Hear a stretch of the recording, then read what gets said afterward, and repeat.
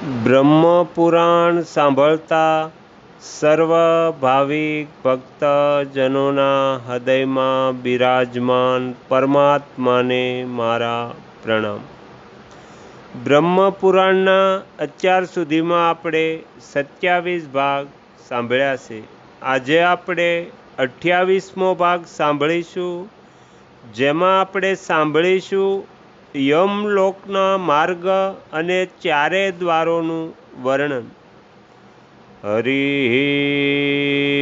ઓમ.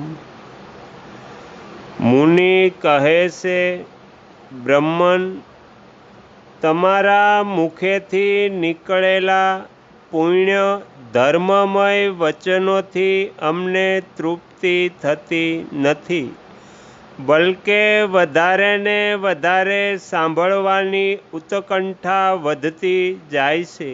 મુનિ, તમે પરમ બુદ્ધિમાન છો તથા પ્રાણીઓની ઉત્પત્તિ, લય અને કર્મ ગતિ જાણો છો. તેથી અમે આપને પ્રશ્ન કરીએ છીએ. અમે સાંભળ્યું છે કે યમલોકનો માર્ગ બહુ દુર્ગમ છે. તે સદા દુઃખ અને કલેશ આપનારો છે તથા સમસ્ત પ્રાણીઓના માટે ભયંકર છે. એ માર્ગની લંબાઈ કેટલી છે અને જીવો એ માર્ગથી યમલોકની યાત્રા કઈ રીતે કરે છે? મુનિ, કયો એવો ઉપાય છે જેનાથી નરકના દુઃખો ભોગવવા ન પડે? વ્યાસજી કહે છે, ઉત્તમ વ્રતનું પાલન કરનારા મુનિવરો, સાંભળો. આ સંસાર ચક્ર પ્રવાહ રૂપે નિરંતર ચાલતો રહે છે. હવે હું પ્રાણીઓના મૃત્યુથી માંડીને આગળ જે સ્થિતિ થાય છે તેનું વર્ણન કરીશ. આ જ પ્રસંગમાં યમલોકના માર્ગનો પણ નિર્ણય કરવામાં આવશે. મનુષ્યલોક અને યમલોકની વચ્ચે 86,000 યોજનનું અંતર છે. એનો માર્ગ તપાવેલા તાંબા જેવો ગરમ રહે છે. દરેક જીવને યમલોકના માર્ગ પરથી જવું પડે છે.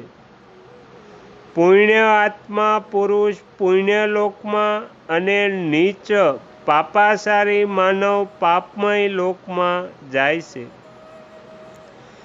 યમલોકમાં પાપી મનુષ્યોને ત્યાં ભાતની યાતનાઓ આપવામાં આવે છે. એવા 22 નરકો છે. રૌરવ, રૌદ્ર, શુકર, તાલ, કુંભીપાક, મહાઘોર, શાલ્યમલ, વિમોહન, કીટાદ, કુંભીભક્ષ, લાલાભક્ષ, ભ્રમ, પરુ, વહાવનારી નદી, લોહી વહાવતી નદી, અગ્નિજ્વાળા, મહારૌદ્ર, સંદસ, શૂનભોજન, ઘોર વૈતરણી અને અસિતપવન.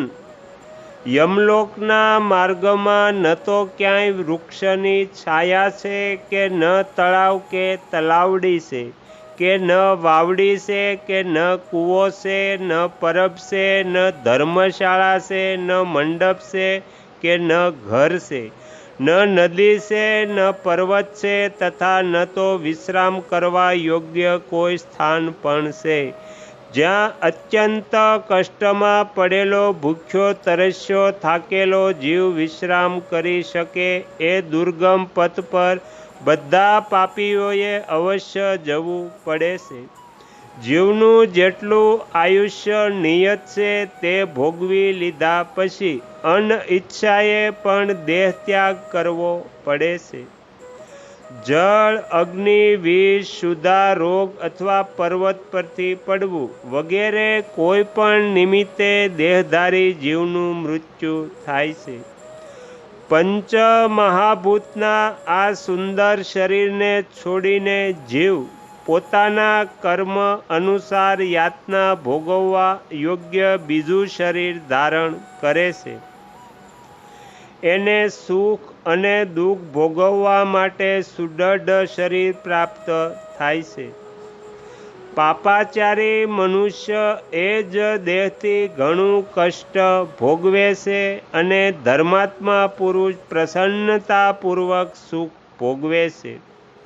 શરીરમાં જે ગરમી અથવા પિત્ત છે એ તીવ્ર વાયુથી પ્રેરિત થઈને જ્યારે અત્યંત વિકૃત થાય છે ત્યારે ઈંધણ વિના જ પ્રદીપ્ત અગ્નિની જેમ મર્મસ્થાનોને વીંધણી કરી નાખે છે. ત્યાર પછી ઉદાન વાયુ ઉપર તરફ ચડે છે અને ખાધેલા પીધેલા અન્ન જળને નીચે તરફ જતા રોકી લે છે. આવી આપત્તિજનક અવસ્થામાં પણ એ જ પ્રસન્ન રહે છે જેણે પહેલાં જળ અન્ન રસનું દાન કર્યું હોય. એ આવી વિષમ અવસ્થામાં અન્ન વિના પણ તૃપ્ત રહે છે જેણે કદી મિથ્યા ભાષણ કર્યું નથી, બે પ્રેમીઓની વચ્ચે વિક્ષેપ ઊભો કર્યો નથી તથા જે આસ્તિક અને શ્રદ્ધાળુ છે તેનું મૃત્યુ કષ્ટ વિના થાય છે. જેઓ દેવતા અને બ્રાહ્મણોની પૂજામાં સંલગ્ન રહે છે, કોઈની નિંદા કરતા નથી તથા સાત્વિક, ઉદાર અને લજ્જાશીલ હોય છે તેવા મનુષ્યોને મૃત્યુના સમયે કષ્ટ થતું નથી.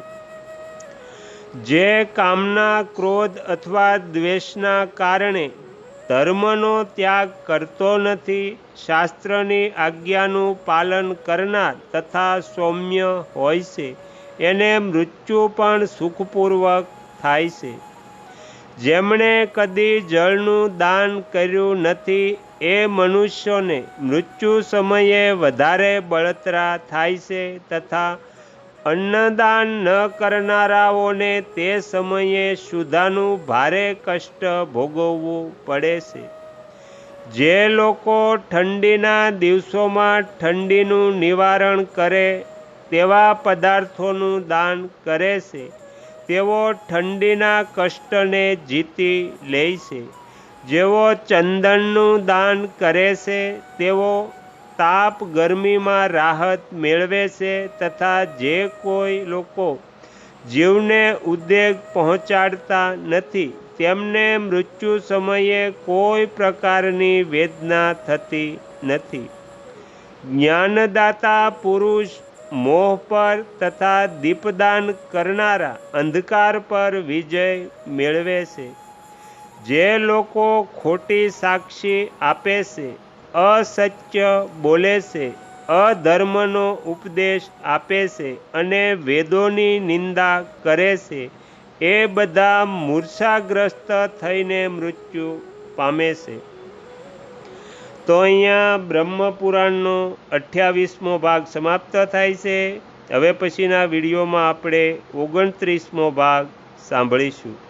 તમે તમારો કિંમતી સમય આપી એકાગ્ર ચિત્તે પ્રસન્નતાપૂર્વક બ્રહ્મપુરાણ સાંભળ્યું એ બદલ હું આપ સૌનો ખૂબ ખૂબ આભાર વ્યક્ત કરું છું અને આશા પણ રાખું છું કે તમને સાંભળવું ગમ્યું હશે. જો ગમ્યું હોય તો બીજા 5 લોકોને પણ સંભળાવજો. શ્રી સદગુરુ દેવની જય.